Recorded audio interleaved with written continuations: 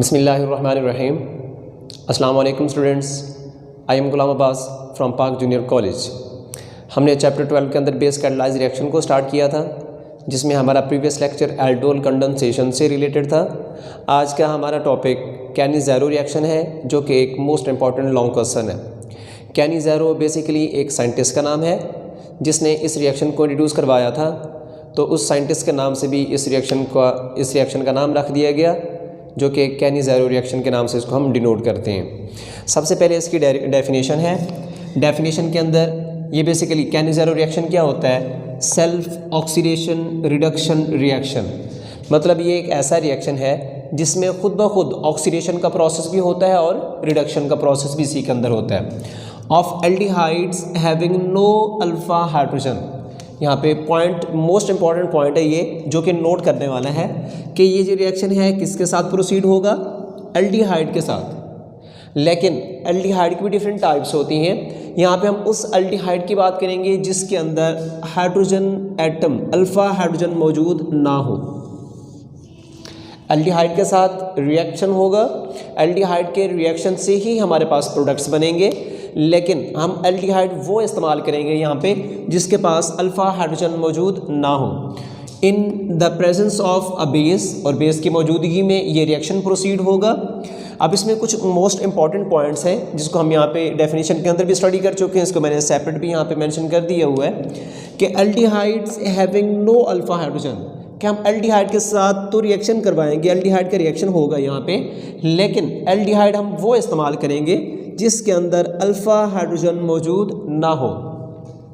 वो एल्डिहाइड जिसके अंदर अल्फा हाइड्रोजन मौजूद नहीं है वो रिएक्ट करेगा बेस के साथ और ये कन्वर्ट हो जाएगा अपने प्रोडक्ट में, जिसको हम कैनी-ज़ेरो रिएक्शन का नाम देते हैं। अब इसमें कुछ नेक्स्ट पॉइंट है कि ये जो रिएक्शन है कैनी-ज़ेरो रिएक्शन, ये डिसप्रोपोर्शनेशन रिएक्शन कहलाता है। डिसप्रोपोर्शनेशन रिएक्शन का मतलब क्या हुआ कि सेल्फ ऑक्सीडेशन रिडक्शन रिएक्शन, कि वो रिएक्शन जिनमें रिडक्शन, ऑक्सीडेशन और रिडक्शन का प्रोसेस खुद ब खुद होता है, उनके लिए हम डिसप्रोपोर्शनेशन रिएक्शन का नाम देते हैं। अब इसको हम एक और नाम भी यहाँ पे हम मेंशन कर सकते हैं कि सेल्फ रिडॉक्स रिएक्शन। एक ही चीज़ है। रिडॉक्स का मतलब क्या होगा? दो वर्ड है यहाँ पे, एक रेड, एक ऑक्स। रेड ऑक्स, रेड कहाँ से निकला? रिडक्शन से, और दूसरा यहाँ पे है ऑक्स, ऑक्स से यहाँ पे ऑक्सीडेशन। तो मतलब ये हुआ कि सेल्फ रिडॉक्स रिएक्शन जिसमें ऑक्सीडेशन और रिडक्शन का प्रोसेस खुद ब खुद प्रोसीड होता है, उनको हम डिसप्रोपोर्शनेशन रिएक्शन का नाम देते हैं। उसके बाद नेक्स्ट हो जाते हैं कि हमारे पास ये जो रिएक्शन होता है कैनी-ज़ेरो रिएक्शन, इसमें 2 मॉलिक्यूल्स पार्टिसिपेट इसमें करते हैं, 2 मॉलिक्यूल इन्वॉल्व होते हैं। वो 2 मॉलिक्यूल किस तरह के हो सकते हैं? वो 2 मॉलिक्यूल लाजमी तौर पे किस चीज़ के होने चाहिए? एल्डिहाइड के। वो एल्डिहाइड की कोई भी टाइप हो सकती है। देखिए एल्डिहाइड की पहचान क्या होती है? एल्डिहाइड के लिए हमने फंक्शनल ग्रुप को स्टडी किया था, C डबल बॉन्ड O, साथ इसके डायरेक्टली अटैच हाइड्रोजन एटम। दूसरा यहाँ पे कोई भी ग्रुप अटैच हो सकता है, ठीक है ना। अब यहाँ पे ये एल्डिहाइड है। अब यहाँ पे हमने स्टार्ट से बात की थी कि जो ऐसे एल्डिहाइड को यहाँ पे हम स्टडी करेंगे कैनी-ज़ेरो रिएक्शन में जिनके पास अल्फा हाइड्रोजन मौजूद ना हो। अब देखिए यहाँ पे कुछ एग्जांपल्स को मैं मेंशन करता हूँ ताकि हमें ये कंसेप्ट अच्छे से क्लियर हो जाए। फॉर एग्जांपल एक यहाँ पे मैं लिखता हूँ C डबल बॉन्ड O, इसके साथ H मौजूद है, एल्डिहाइड। अगर इसके साथ मैं लगा देता हूँ CH3, तो ये रिएक्शन कर सकता है, कैनी-ज़ेरो रिएक्शन देगा ये ग्रुप। ये कैनी-ज़ेरो रिएक्शन नहीं देगा। रीज़न क्या है? क्योंकि इसमें कार्बोनाइल ग्रुप के साथ डायरेक्टली अटैच कार्बन एटम मौजूद है और इस कार्बन के साथ डायरेक्टली अटैच हाइड्रोजन एटम मौजूद है, जिनको हम अल्फ़ा हाइड्रोजन कहते हैं। तो इस ग्रुप के अंदर अल्फ़ा हाइड्रोजन मौजूद हैं, जिसकी वजह से ये एल्डोल कंडेंसेशन का रिएक्शन तो दे सकता है, लेकिन कैनी-ज़ेरो रिएक्शन इससे प्रोसीड नहीं होगा।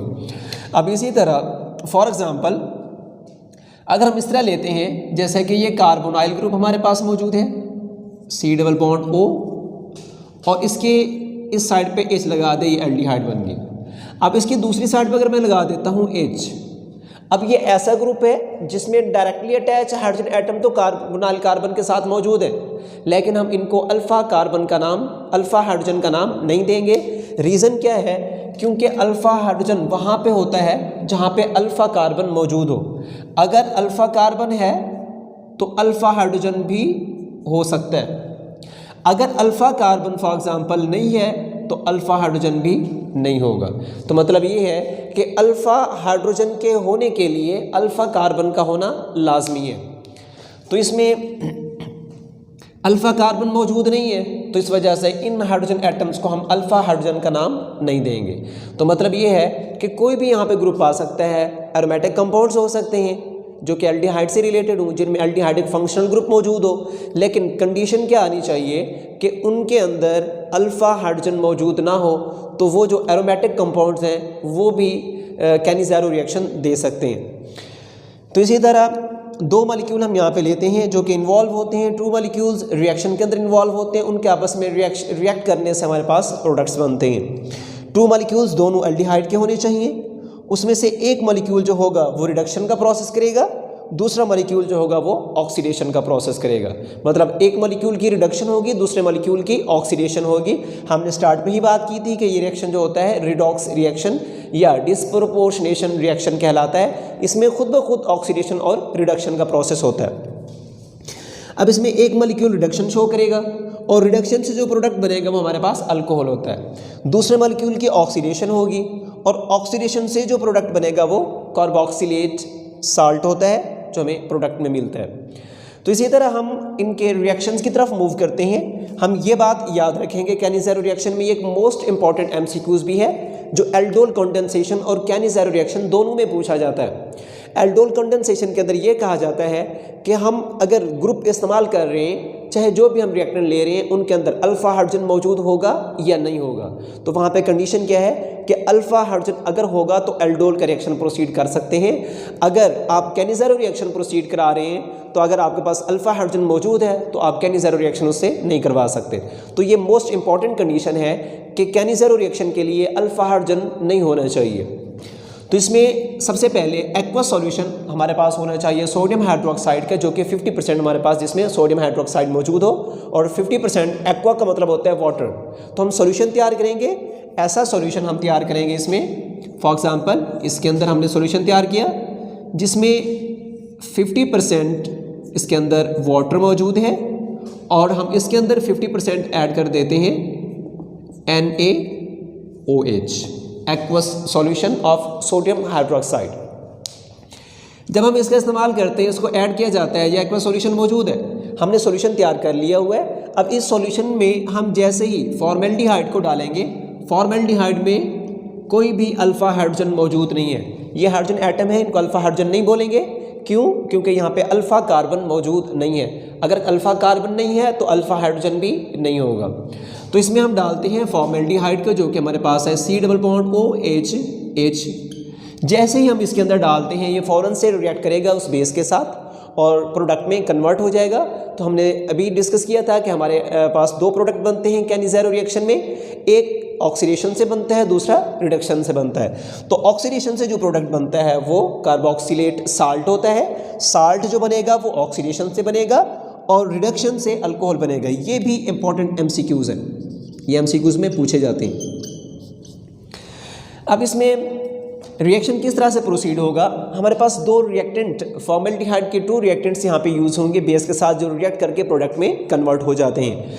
इसमें एक फॉर्मेल्डिहाइड, इसका प्रोसेस इस तरह से समझे जैसे फॉर एग्जांपल एक फॉर्मेल्डिहाइड का मॉलिक्यूल यहाँ पे मौजूद है, C+O, इधर H और इधर H मौजूद है। अब ये एक फॉर्मेल्डिहाइड क्या करता है, इसका ये पाई बॉन्ड यहाँ से टूटेगा, फॉर एग्जाम्पल ये पाई बॉन्ड यहाँ से ब्रेक हुआ। अब सोडियम हाइड्रोक्साइड यहाँ पे मौजूद है, सोडियम हाइड जैसे इसका पाई बॉन्ड टूटा, इन दोनों की एक वैलेंसी फ्री होगी, मतलब ऑक्सीजन की भी एक वैलेंसी फ्री और इस कार्बन की भी एक वैलेंसी फ्री हो जाएगी। तो इधर से ये जो हमारे पास ग्रुप है जिसमें से इधर एक हाइड्रोजन एटम यहाँ से निकलेगा, दूसरे ग्रुप से एक एल्डिहाइड, जो दूसरा एल्डिहाइड का मॉलिक्यूल होगा फॉर्मेल्डिहाइड का, वो यहाँ से एक हाइड्राइड आयन को यहाँ से रिलीज़ करेगा। ये हाइड्रोजन जाके यहाँ पे अटैच हो जाएगा इस कार्बन के साथ, इस कार्बन के साथ ये अटैच होगा और ये अटैच हो गया। अब उसके बाद दूसरी जो चीज़ है कि हमारे पास बेस मौजूद है। अब देखिए इसमें क्या चीज़ है कि ये बॉन्ड यहाँ से टूटा और यहाँ पे बॉन्ड फ्री है, हाइड्रोजन यहाँ जाके अटैच हो चुका है। अब ये जो बेस मौजूद है तो बेस से क्या चीज़ निकलेगी, यहाँ से इधर से ONA ये सेपरेट होगा और यहाँ से प्रोटॉन यहाँ से सेपरेट होगा। तो प्रोटॉन जाकर इस ऑक्सीजन के साथ अटैच हो जाएगा। फॉर एग्जांपल प्रोटॉन यहाँ से निकला और यहाँ पे जाके अटैच हो गया। अगर इकट्ठा करके लिखेंगे, इस कार्बन के साथ 3 हाइड्रोजन एटम अटैच है, CH3 ये OH ये प्रोडक्ट बन जाएगा और उसके साथ ये ONA जाके इस कार्बन के साथ कार्बोनिल कार्बन के साथ अटैच हो जाएगा। तो हमारे पास क्या चीज़ बन जाएगी, H C double bond O ONA जो कि यहाँ पे साल्ट है, जिसको हम सोडियम फॉर्मेट का नाम देते हैं। फॉर्मेट लास्ट में मैंने यहाँ पे लिखा है ATE। ये पहचान होता है ईस्टर की पहचान के लिए हम उसका इस्तेमाल करते हैं। अब ईस्टर क्या चीज़ होती है, ईस्टर के अंदर हमें ये चीज़ नज़र आती है। फॉर एग्जांपल जैसा कि C डबल बॉन्ड O अगर मौजूद है तो इसके साथ डायरेक्टली अटैच ऑक्सीजन एटम। अब इस ऑक्सीजन के साथ यहाँ पे भी कोई ग्रुप हो सकता है, तो इसको हम इस तरह से, अगर आपके पास फंक्शनल ग्रुप मौजूद हो तो उसको वो फंक्शनल ग्रुप होता है ईस्टर का, जिसके लिए हम लास्ट पे ईस्टर की पहचान के लिए ATE लगाते हैं। तो हमारे पास सोडियम फॉर्मेट यहाँ पे प्रोडक्ट में बनता है जो कि यहाँ पे साल्ट है। अब इसी तरह लाजमी नहीं है कि हम ओपन चेन स्ट्रक्चर्स लें, हम एरोमेटिक कंपाउंड्स भी ले सकते हैं यहाँ पे, लेकिन साइक्लिक कंपाउंड्स वो होने चाहिए आपके पास जिनमें अल्फ़ा हाइड्रोजन मौजूद ना हो। अब देखिए ये बेंजीन, इसके साथ ये C डबल बॉन्ड O और H ये इसके साथ अटैच है। अब ये जो कार्बन है कार्बोनाइल कार्बन, ये वाली कार्बोनाइल कार्बन और इसके साथ डायरेक्टली अटैच यहाँ पे ये कार्बन है, इस बेंजीन रिंग की कार्बन है। अब इस कार्बन का एक बॉन्ड तो इधर पाई बॉन्ड के साथ बना हुआ है, दूसरा बॉन्ड यहाँ पे है, तीसरा यहाँ पे, चौथा इस कार्बन के साथ है। मतलब इसके चारों के चारों बॉन्ड यहाँ पे सेटिस्फाई हैं। तो इस कार्बन के साथ कोई भी हाइड्रोजन एटम अटैच नहीं है। तो पहले यहाँ पे एक हाइड्रोजन एटम था in the form of benzene, जिसको हमने यहाँ से हटा के इस जगह पे हमने इस एल्डिहाइड फंक्शनल ग्रुप को यहाँ पे अटैच किया हुआ है। तो इस कार्बन के पास ये कार्बन अल्फा कार्बन है और इसके पास कोई भी हाइड्रोजन एटम नहीं है। तो इस तरह हम इसके 2 मॉलिक्यूल लेंगे, जिस तरह हमने इस फॉर्मल्डिहाइड के 2 मॉलिक्यूल लिए थे। सेम उसी तरह से रिएक्शन होगा जो मैंने यहाँ पे बताया था कि एक मॉलिक्यूल का यहाँ पे इसका पाई बॉन्ड टूटेगा। अब इधर से प्रोटॉन आकर इस ऑक्सीजन के साथ अटैच हो जाएगा, जो दूसरा मॉलिक्यूल होगा उसका हाइड्रोजन निकलेगा वो यहाँ पे इसके साथ आकर अटैच हो जाएगा। तो हमारे पास ये बन जाएगा बेंजाइल अल्कोहल, ये अल्कोहल बनेगा। और उसके बाद दूसरा जो इसी तरह का बेंजाल्डिहाइड ग्रुप होगा उसके साथ बाकी ये ONA ये जाकर अटैच हो जाएगा, तो वो साल्ट की फॉर्म में कन्वर्ट हो जाएगा। ठीक है ना। अब देखिए यहाँ पे मैंने एक वर्ड इस्तेमाल किया है बेंजाइल अल्कोहल। ठीक है ना। तो अल्कोहल पहचान है कि जब अल्काइल ग्रुप के साथ डायरेक्टली अटैच OH ग्रुप होगा तो उसको हम अल्कोहल का नाम देंगे। फॉर एग्जांपल अगर ये R है, R के साथ अगर डायरेक्टली अटैच OH ग्रुप हो तो ये अल्कोहल है। अगर मैं इस R को हटा के यहाँ पे लगा देता हूँ, फॉर एग्जांपल फिनाइल ग्रुप लगा देता हूँ, अब हम इसको फिनोल का नाम देंगे। अब ये अल्कोहल नहीं कहलाएगा, ठीक है, लेकिन यहाँ पे हम इसको अल्कोहल का नाम दे रहे हैं। यहाँ पे गौर करें इस प्रोडक्ट के ऊपर, ये जो OH ग्रुप है ये डायरेक्ट बेंजीन रिंग के साथ अटैच नहीं है। ये OH ग्रुप जो है ये इस अल्काइल ग्रुप के साथ अटैच है, इस कार्बन के साथ अटैच है, वो कार्बन जो रिंग में मौजूद नहीं है। इस बेस पर हम इसको बोल रहे हैं ये अटैचमेंट जो है, क्योंकि अल्काइल ग्रुप के साथ अटैच है, विदाउट एरोमेटिक स्ट्रक्चर ये रिंग हाइड्रोक्सिल ग्रुप अटैच है, जिसकी वजह से ये हमें किस तरह की प्रॉपर्टी शो करेगा, अल्कोहलिक प्रॉपर्टी शो करेगा। अब इसके अलावा हमने कुछ टर्म्स पढ़ी थी इस तरह की बेंजीन वाले चैप्टर में, इसको हमने डिस्कस किया था कि अगर बेंजीन के साथ CH2 ग्रुप अटैच हो, हैलोजिनेशन के प्रोसेस था, हैलोजिनेशन का प्रोसेस बेंजीन में, वहाँ पे ये चीज़ें हमने डिस्कस की थी कि अगर बेंजीन के साथ CH2 ग्रुप अटैच हो तो उसको हम नाम देते हैं बेंजाइल का। अगर बेंजीन के साथ CH एक कार्बन और एक हाइड्रोजन एटम अटैच हो तो उसको हमने नाम दिया था बेंजाल का, बेंजाल। अगर यहाँ पे बेंजीन के साथ सिर्फ एक कार्बन एटम अटैच हो, अगर इसके साथ कोई भी हाइड्रोजन एटम अटैच ना हो तो उसको हमने बेंजो का नाम दिया था। तो यहाँ पे इस बेंजीन रिंग के साथ CH2 ग्रुप अटैच है, तो इस वजह से ये ग्रुप क्या कहलाएगा, बेंजाइल ग्रुप कहलाएगा। अगर यहाँ पे अगर बेंजीन के साथ CH2 के बजाय CH3 लगा दें तो इसको हम क्या नाम देंगे फिर, तो इसको हम टोलुइन या मेथाइल बेंजीन का नाम देते हैं। तो इसी तरह दूसरा जो प्रोडक्ट बन रहा है सोडियम बेंजोएट, यहाँ पे भी आपको इसी तरह की प्रॉपर्टीज नजर आएंगी। ATE ATE क्या बता रहा है कि C डबल बॉन्ड O, इसके साथ एक साइड पे ऑक्सीजन एटम। अब इसके साथ अगर for example carbon atom attach है तो ये प्रॉपर ईस्टर का जो है स्ट्रक्चर बनेगा। तो यहाँ पे कार्बन की बजाय क्या चीज़ अटैच है? सोडियम, जिसकी वजह से ये क्या है? साल्ट। आगे हम इसके मैकेनिज्म की तरफ मूव करते हैं। मैकेनिज्म गौर से देखेंगे। मैकेनिज्म ये बेस कैटालाइज रिएक्शन से ही रिलेट करता है, लेकिन ये थोड़ा सा mechanism according to general mechanism थोड़ा सा ये चेंज है। इसके ऊपर फोकस करेंगे, ये बड़ी आसानी से आपको समझ आ जाएगा। इसके अंदर कुछ टर्म्स हैं जो मोस्ट इंपॉर्टेंट हैं, जिनको आपने माइंड में रखना है। तो इसलिए इसके ऊपर आपका फोकस अच्छे से होना चाहिए, तो आप इसको बड़ी आसानी से समझ सकते हैं। फर्स्ट ऑफ ऑल कि हमने क्या कहा था कि सबसे पहला काम होता है बेस का अटैक करना। तो सबसे पहले OH ग्रुप जो कि एक बेस है, इसने कार्बोनिल कार्बन के ऊपर अटैक किया। जैसे इसने कार्बोनिल कार्बन के ऊपर अटैक किया, कार्बन की वैलेंसी बढ़ेगी, तो कार्बन ने अपना एक बॉन्ड ब्रेक कर देना है। वो बॉन्ड कोई भी हो सकता है। तो यहाँ पे 2 बॉन्ड्स यहाँ पे हैं, इधर बॉन्ड हाइड्रोजन के साथ है, इधर बॉन्ड हाइड्रोजन के साथ है। ये 4 बॉन्ड्स हैं इस कार्बन के जो ऑलरेडी बने हुए हैं। जैसे ही इस बेस ने अटैक किया कार्बोनिल कार्बन के पास, कार्बन के ऊपर, तो इन 4 बॉन्ड्स में से कोई एक बॉन्ड ब्रेक होगा। जैसे ही देखिए, जैसे ही बेस ने अटैक किया उस कार्बोनिल कार्बन के ऊपर, तो उस कार्बोनिल कार्बन के जो 4 बॉन्ड्स बने हुए, वो 4 के 4 बॉन्ड्स वीक हो जाते हैं। अब वीक होने के साथ साथ जल्दी वो बॉन्ड टूटेगा जो सबसे वीक होगा। तो वीक बॉन्ड यहाँ पे पाई बॉन्ड होता है। पाई बॉन्ड क्योंकि इसकी जो ओवरलैपिंग होती है वो पैरेलल ओवरलैपिंग होती है, और इलेक्ट्रॉन डेंसिटी जो होती है वो एक्सिस के ऊपर और नीचे मौजूद होती है, जिसकी वजह से इस बॉन्ड को ब्रेक करना बहुत आसान होता है। जब बेस ने अटैक किया कार्बोनिल कार्बन के ऊपर, पाई बॉन्ड टूटा, इलेक्ट्रॉन शिफ्ट हो गए ऑक्सीजन की तरफ। क्यों? उसकी रीज़न ये है क्योंकि ऑक्सीजन की इलेक्ट्रॉन एक्टिविटी ज़्यादा होती है। जैसे ही इस कार्बन को इधर से फ्री इलेक्ट्रॉन मिलते हैं, तो कार्बन अपने इलेक्ट्रॉन को रिलीज़ कर देता है ऑक्सीजन की, क्योंकि पावर ज़्यादा है, ऑक्सीजन बड़ी आसानी से उनको अपनी तरफ खींच लेता है। अब इसी तरह जैसे ही बॉन्ड टूटेगा, इलेक्ट्रॉन शिफ्ट हो जाएंगे ऑक्सीजन की तरफ, और ऑक्सीजन के ऊपर कंप्लीट नेगेटिव चार्ज आएगा। तो यहाँ पे ऑक्सीजन के ऊपर यहाँ पे कंप्लीट नेगेटिव चार्ज मौजूद है, जिसको हम क्या नाम देते हैं? कॉम्प्लेक्स एनाइन का नाम देते हैं। एनाइन वो कंपाउंड्स होते हैं जिनके ऊपर नेगेटिव चार्ज मौजूद हो। तो हमारे पास ये कॉम्प्लेक्स स्ट्रक्चर है, जिसकी वजह से हमने इसको कलेक्टिवली एक नाम दे दिया, कॉम्प्लेक्स एनाइन। ये जो कॉम्प्लेक्स एनाइन है, इसमें जो नेगेटिव चार्ज मौजूद है ऑक्सीजन के ऊपर, ये हाईली अनस्टेबल है। तो ये मूव करता हुआ यहाँ पे डबल बॉन्ड बना देता है। ये जो नेगेटिव चार्ज का मतलब क्या होता है? यहाँ पे 2 इलेक्ट्रॉन मौजूद हैं। ये 2 इलेक्ट्रॉन मूव करते हुए ये दोनों इलेक्ट्रॉन यहाँ पे शिफ्ट होते हैं, कार्बन के दरमियान इनका डबल बॉन्ड बनता है। जैसे ही कार्बन के दरमियान डबल बॉन्ड बनेगा, कार्बन ने क्या करना है? यहाँ से एक हाइड्रोजन एटम को in the form of H negative यहाँ से निकाल देना है। अब यहाँ पे एक पॉइंट समझने वाला है कि यहाँ पे जो हम ये H जो है, यहाँ से दोनों इलेक्ट्रॉन को लेके यहाँ से निकल चुका है, जिसको हमने हाइड्राइड आयन का नाम दिया। और बाकी जो हमारे पास यहाँ पे प्रोडक्ट बनता है फॉर्मिक एसिड, ये डबल बॉन्ड बना है यहाँ पे H, ये तो यहाँ से निकल गया। फॉर एग्जांपल ये बॉन्ड यहाँ से टूट गया, H मौजूद है, ये H वैसे का वैसा लगा हुआ है, ये कार्बन वैसा। अब इस ऑक्सीजन का इस कार्बन के साथ डबल बॉन्ड बन रहा है, तो यहाँ पे डबल बॉन्ड बन गया, और साथ OH ग्रुप, ये वैसे का वैसा यहाँ पे OH ग्रुप मौजूद है, जिसको हमने फॉर्मिक एसिड का नाम दिया। क्यों? उसकी रीज़न ये कार्बन कार्बन के साइड पे H मौजूद है फॉर्मेल्डिहाइड से, इस वजह से हम इसको फॉर्मिक एसिड का नाम देंगे।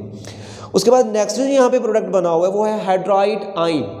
बेसिकली हाइड्राइड आयन H के ऊपर क्या नेगेटिव चार्ज भी आता है? अक्सर स्टूडेंट्स का ये क्वेश्चन होता है। देखिए, इसकी प्रॉपर्टीज़ को हम इस तरह से एक्सप्लेन करते हैं। हमारे पास एक अगर हाइड्रोजन एटम न्यूट्रल फॉर्म में है, न्यूट्रल फॉर्म का मतलब है कि हाइड्रोजन के ऊपर कोई चार्ज मौजूद नहीं है। हाइड्रोजन इस फॉर्म में, एटॉमिक फॉर्म में, इसके हाइड्रोजन एटम का सिर्फ एक ही शेल होता है, और उस शेल में सिर्फ एक ही इलेक्ट्रॉन होता है। ठीक है ना? तो हाइड्रोजन एटम बेसिकली इसका पहला शेल है, तो ये अपने डुप्लेट रूल को फॉलो करेगा। तो डुप्लेट रूल जो है, इसको डुप्लेट रूल कंप्लीट करने के लिए अपने पहले शेल में 2 इलेक्ट्रॉन को पूरा करने के लिए 1 इलेक्ट्रॉन की रिक्वायरमेंट है। तो ये हाइड्रोजन एटम क्या करता है? कहीं से भी, फॉर एग्जांपल कोई भी एटम इसको इलेक्ट्रॉन डोनेट करता है, ये इलेक्ट्रॉन इसको मिल गए। जब ये इलेक्ट्रॉन इस एटम के अंदर इंटर होंगे, अब इलेक्ट्रॉन इस एटम के अंदर इंटर हुआ तो इसका डुप्लेट रूल कंप्लीट हुआ। और हमें पता है जब भी किसी एटम के अंदर इलेक्ट्रॉन इंटर होता है तो उस एटम के ऊपर चार्ज क्या आता है सॉरी, तो उस एटम के ऊपर जो चार्ज आएगा वो नेगेटिव चार्ज आएगा। एक कंडीशन ये। अब दूसरी हम यहाँ पे बात करते हैं कि अगर ये हाइड्रोजन एटम इस तरह से मौजूद है न्यूट्रल फॉर्म में। अगर ये हाइड्रोजन एटम इसमें मौजूद ये जो इलेक्ट्रॉन है, अगर ये अपना ये इलेक्ट्रॉन निकाल दे यहाँ से, जब ये इलेक्ट्रॉन को निकाल देगा तो इसके ऊपर चार्ज क्या आ जाएगा, इस हाइड्रोजन एटम के ऊपर पॉजिटिव चार्ज। ठीक है। अब हाइड्रोजन का जो एटम होता है इसमें एक न्यूट्रॉन होता है, इसमें एक प्रोटॉन होता है और इसमें कोई भी न्यूट्रॉन नहीं होता, और इसके बाहर एक इलेक्ट्रॉन होता है। अब जब हम उस इलेक्ट्रॉन को निकाल देते हैं तो न्यूक्लियस में न्यूट्रॉन तो कोई नहीं है, सिर्फ एक प्रोटॉन है। जब हम एक इलेक्ट्रॉन जो था उसको निकाल दिया था, बाकी उसमें पूरे स्ट्रक्चर के अंदर सिर्फ एक प्रोटॉन बचता है, जिसकी वजह से हम H पॉजिटिव को प्रोटॉन का नाम देते हैं। तो इसके अलावा इसका मतलब ये नहीं होगा कि जितने भी हमारे पास एटम्स होते हैं जिनके ऊपर पॉजिटिव चार्ज आते हैं सबको हम प्रोटॉन का नाम दें, ऐसा बिल्कुल नहीं है। ये प्रोटॉन का वर्ड एटम के लिए, जबकि कैटाइन के लिए सिर्फ हाइड्रोजन के ऊपर जब पॉजिटिव चार्ज आता है उसके लिए हम प्रोटॉन का वर्ड इस्तेमाल करते हैं। बाकी किसी भी एटम के लिए हम ये वर्ड इस्तेमाल नहीं करेंगे। जब उसके ऊपर पॉजिटिव चार्ज है तो सिर्फ उसके लिए हम हाइड्रोजन एटम के लिए इस्तेमाल करते हैं। अब देखें, ये जो जब इसके ऊपर पॉजिटिव चार्ज आया तो हमने इसको नाम दिया प्रोटॉन का, तो हमारे पास ये प्रोटॉन बन गया। अब जब इसके ऊपर नेगेटिव चार्ज आता है, मतलब अपना डुप्लेट रूल कंप्लीट करने के लिए हाइड्रोजन एटम इलेक्ट्रॉन को गेन कर सकता है। जब ये इलेक्ट्रॉन को गेन करेगा तो इसके ऊपर चार्ज आ जाता है नेगेटिव, तो इस नेगेटिव वाले को हम बोलते हैं हाइड्राइड आयन। ये बन गया हाइड्राइड आयन। अब यहाँ से जो एटम निकलेगा, अब ये दो इलेक्ट्रॉन्स इस बॉन्ड के अंदर मौजूद हैं। अब जब कार्बन को इधर से फ्री इलेक्ट्रॉन्स मिल रहे हैं बॉन्ड बनाने के लिए, तो कार्बन अपने इलेक्ट्रॉन को लूज़ कर देता है। ये ऐसे समझें जैसे फॉर एग्जांपल दो बच्चे आपस में लड़ रहे हैं, किसी भी चीज़ के लिए लड़ रहे हैं, वो कहता है मुझे चाहिए, वो कहता है मुझे चाहिए। अगर कोई भी आता है उसको उनको लड़ते हुए देखता है तो वो ना उसको फॉर एग्जांपल वो किसी पैसे के लिए लड़ रहे हैं, पैसों के लिए लड़ रहे हैं आपस में, वो बच्चा कहता है कि मुझे दे, वो कहता है कि मुझे दे। फॉर एग्जांपल कोई आ जाता है, वो उसको एक बच्चे को कहता है कि तुम ये पैसे उसको दे दो, मैं तुम्हें पैसे देता हूँ। वो उसको दे देता है और बच्चा वो पैसे छोड़ देता है। मतलब अगर उस बच्चे की रिक्वायरमेंट कोई और पूरी कर रहा है तो वो क्या करेगा, उससे लड़ने के बजाय उसको छोड़ देगा, ठीक है तुम ले जाओ। तो यहाँ पे देखें, यहाँ पे इलेक्ट्रोनेगेटिविटी बेशक इसकी हाइड्रोजन की कम है, लेकिन कुछ ना कुछ इलेक्ट्रोनेगेटिविटी तो है ना। कार्बन की भी इलेक्ट्रोनेगेटिविटी है, लेकिन इतना ज़्यादा दोनों में डिफरेंस नहीं होता। कार्बन की इलेक्ट्रोनेगेटिविटी 2.5 होती है और हाइड्रोजन की 2.2 होती है। तो हाइड्रोजन भी इलेक्ट्रॉन को खींच रहा है, लेकिन ज़्यादा पावर के साथ कार्बन खींच रहा है। लेकिन जब कार्बन को इलेक्ट्रॉन, क्योंकि कार्बन को इलेक्ट्रॉन की रिक्वायरमेंट है, क्योंकि उसकी इलेक्ट्रोनेगेटिविटी ज़्यादा है, अगर कार्बन को इधर से इलेक्ट्रॉन मिल रहे हैं तो कार्बन क्या करेगा, यहाँ पे इन इलेक्ट्रॉन्स को बड़ी आसानी से लूज़ कर देगा, छोड़ देगा। तो ये दोनों इलेक्ट्रॉन, एक कार्बन का इलेक्ट्रॉन था बॉन्ड में, एक हाइड्रोजन का अपना इलेक्ट्रॉन था जिन्होंने शेयरिंग के जरिए ये बॉन्ड बनाया हुआ था। ये दोनों के दोनों इलेक्ट्रॉन जो हैं इस हाइड्रोजन की तरफ शिफ्ट हो जाते हैं।